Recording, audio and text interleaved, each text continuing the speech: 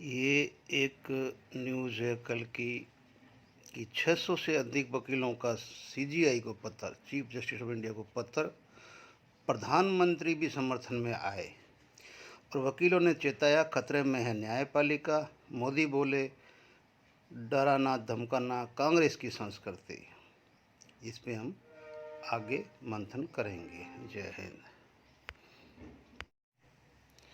ये है एडवोकेट मनन मिश्रा जी, जो कि भारत की संवैधानिक प्रणाली में सुप्रीम कोर्ट के, बार काउंसिल ऑफ इंडिया के सबसे लंबे अध्यक्ष, सबसे लंबे समय के लिए अध्यक्ष। और इसका मुख्य कारण क्या है वो भी आप अगली तस्वीर में देखिए। जय हिंद।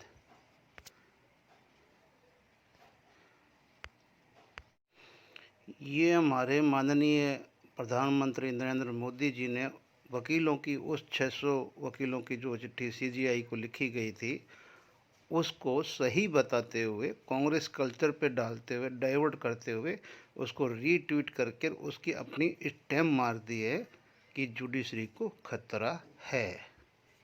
अब खतरा किसको है वो आगे मंथन में है।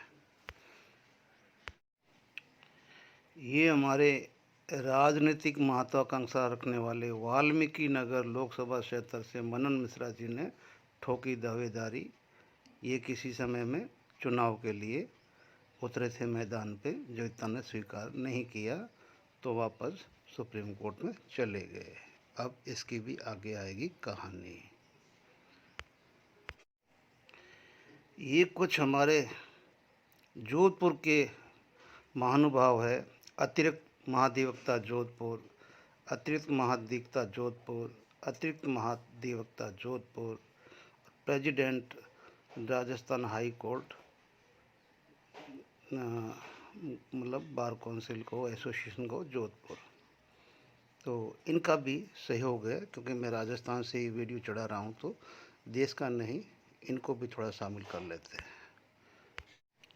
ये सुप्रीम कोर्ट के मशहूर वकील प्रशांत भूषण जी ने अपना एक ट्वीट जारी किया जिसमें क्लियर कहा है कि कहीं ऐसा तो नहीं है कि जो 600 वकीलों ने लिखा है इसके पीछे की मानसिकता इलेक्टोरल बॉन्ड और कुछ फैसले हैं, और प्रधानमंत्री जी का इसको सपोर्ट करना कोई आश्चर्य से कम नहीं है। इतना बड़ा वकील के स्टेटमेंट की कुछ मान्यता है। साथियों, जय हिंद, जय भारत। मैं पूर्व सैनिक वेटरन ओम प्रकाश जैसलमेर से। आज मुद्दा एक कुछ अलग है, क्योंकि मेरे पीछे रखे इस संविधान के शास्त्र है। कुछ संविधान के साथ भी लोग गद्दारी करना चाहते हैं। कल अमर उजाला में देखा एक आर्टिकल कि 600 वकीलों ने सीजीआई को चिट्ठी लिखी। समझ से बाहर है कि देश में ऐसा कौन सा आपातकाल आ गया, इतनी कौन सी न्याय व्यवस्था बिगड़ रही है जो सीजीआई को ये सूचित किया जाए कि न्यायपालिका के ऊपर या वकीलों के ऊपर दबाव पड़ रहा है राजनीतिक पार्टियों का। कौन सी पार्टियों का नाम नहीं है, और उसको अनुमोदित करते हैं हमारे माननीय श्री पीएम प्रधानमंत्री नरेंद्र मोदी जी, और उसको डाइवर्ट करते हैं कांग्रेस की तरफ। मुझे नहीं पता मोदी जी आप सही हो, कांग्रेस सही है, कौन सी पार्टी है, लेकिन अगर मैंने कानून की सेवा की है और थोड़ा बहुत भी, अगर मुझे ABCD के पूरे 26 अक्षर याद नहीं है, लेकिन कानून के अगर मेरे को एक शब्द भी याद है ना,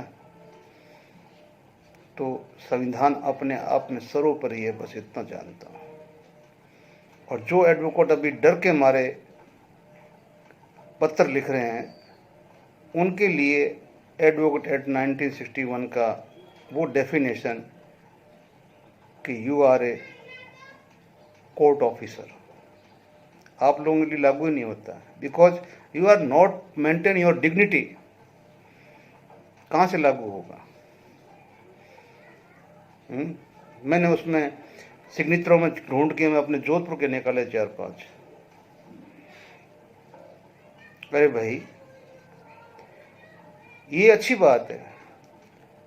ये चंद्रचूड़ साहब के टाइम में ही ये इतना मतलब एकदम कैसे आ गया कि न्यायपालिका बिल्कुल खतरे में आ गई। इसलिए साथियों, मैं वीडियो को ज़्यादा लंबा नहीं करते हुए आपको बताता हूँ। इसमें 3 आदमी हैं जो मैं लपेट रहा हूँ सीधा ही। सबसे पहला मोदी जी खुद, मोदी जी खुद। दूसरा बार काउंसिल का अध्यक्ष मनन मिश्रा। तीसरा सॉलिसिटर जनरल, एडवोकेट जनरल, कुछ भी कह दो, हमारे, मैंने वीडियो में आगे बता ही दिया, हरीश साल्वे। इन्होंने मिलके एक ऐसा चीज बनाया, और वो भी 3 चीजों के लिए सिर्फ। इनका मकसद भी 3 चीजें ही हैं कि प्रेशर सीजीआई पे पड़े,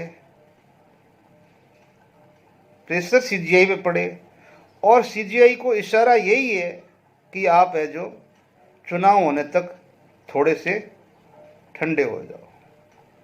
जैसे आपने इलेक्ट्रोल बॉन्ड का तहलका मचाया है, अब पनामा घोटाला ये वो, कहीं ऐसा मत और कर देना, नहीं तो कहीं की नहीं रहेगी। नहीं तो एक पीएम को इन 600 वकीलों के पीछे, अगर अरे करोड़ों सैनिक बैठे थे रोड के ऊपर, तकलीफ हुई नहीं कभी, और वकीलों पे हो गई ना।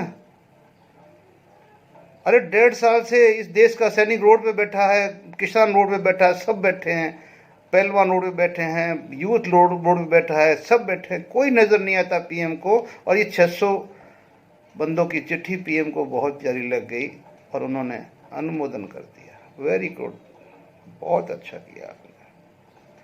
तो सबसे पहले व्यक्ति मैं उन्हीं को मानता हूँ। दूसरा सॉलिसिटर जनरल, जिसका दिमाग काम किया, इससे कुछ माहौल बन सकता है, तो कहीं ऐसा ना हो कि मेरा जो है खुद का ही कहीं का बड़ा ना हो जाए। तो उन्होंने आगे मनन मिश्रा जी को विश्वास में लिया और उन्होंने आगे बार काउंसिल में जो भी इनके अपने बंदे थे उनको साथ में ले लिया। अब कारण पहले बताया ना, पहला कारण सीजीआई को ये संदेश देना कि ऐसा कोई फैसला मत देना जो इलेक्शन को सीधा प्रभावित करे। इलेक्ट्रोल बॉन्ड को भी हमने किसी तरह डाइवर्ट कर दिया है केजरीवाल को अंदर करके, लेकिन अगर आपने केजरीवाल को रिहा कर दिया तो इलेक्ट्रोल बॉन्ड से भी बड़ा घपला हो जाएगा। अगर वो बाहर आ गया, मुझे नहीं पता वो चोर है, साहूकार है, अच्छा है, बुरा है, जासूस है, मुझे उससे कोई मतलब नहीं है, लेकिन केजरीवाल बाहर आ गया तो जो नुकसान उसको अंदर करने से नहीं हुआ, उससे बाहर आने के बाद तो पता नहीं और कितना हो जाएगा। अगर इलेक्ट्रोल बॉन्ड से भी बहुत बड़ा घोटाला हो जाएगा। और तीसरा कि जब तक इलेक्शन के फैसले, इलेक्शन नहीं हो जाता, तब तक सीजीआई को खुद को इशारों में चुप रहने की हिदायत देना। लेकिन ये वो सीजीआई नहीं है। ये हिदायत वो मान लेते कि जिनको उतरते ही राज्यसभा में जाना है, जिनको उतरते ही राज्यपाल बनना है, जिनको उतरते ही पद पाना है। ये वो नहीं है। इसलिए जितनी कोशिश करनी है कर लो, कोई असर नहीं पड़ने वाला। अब सॉलिसिटर जनरल हरीश साल्वे जी का चोटी है ना, ये मोदी जी के हाथ में है। क्योंकि इनकी, आप जाइए सोशल मीडिया पे, बहुत मिल जाएगी कि विदेशों में एक ऐसा केस है जिसके अंदर ये फंसे हुए हैं और ये अभी भारत में है। और उस केस में मोदी जी ने इनको बचा के अपना सरकार में एक स्थान दे दिया। और अगर मोदी जी का हाथ उठ जाता है तो फिर ये कहीं के नहीं रहेंगे। इसलिए इनको तो वही काम करना पड़ेगा जो मोदी जी ने कहा है। अब जो हमारे बार काउंसिल के अध्यक्ष मनन मिश्रा जी कभी चुनाव लड़ने के लिए दौड़े थे, और वो भी बसपा से, लेकिन जमानत जब्त हो गई थी, तो दिल के अर में आंसू बहाते हुए आए वापस और चरणों में गिर गए इनके, और आज 12 साल से बार काउंसिल पे राज कर रहे हैं। आज़ाद भारत का पहला आदमी इतना लंबा अध्यक्ष सीट पे बैठने वाला। तो साहब ऐसे नहीं होता है, ये वकालत नहीं है, मेरे मुंह से कुछ और निकल जाएगा। एक वकालत पवित्र मंदिर के पैसे को, पुजारियों को कोठे की तरफ धकेल रहे हैं। मानता हूं कि जब चंद्रचूड़ साहब जैसे अवतार पुरुष आते हैं तो उस मंदिर को जरूर थोड़ा संभालते हैं, लेकिन फिर क्या होगा, ये चिंता हमेशा बनी रहती है। इसलिए किसी को कोई खतरा नहीं है। खतरा जो है वो मैंने आपको बता दिया। जय हिंद, जय भारत।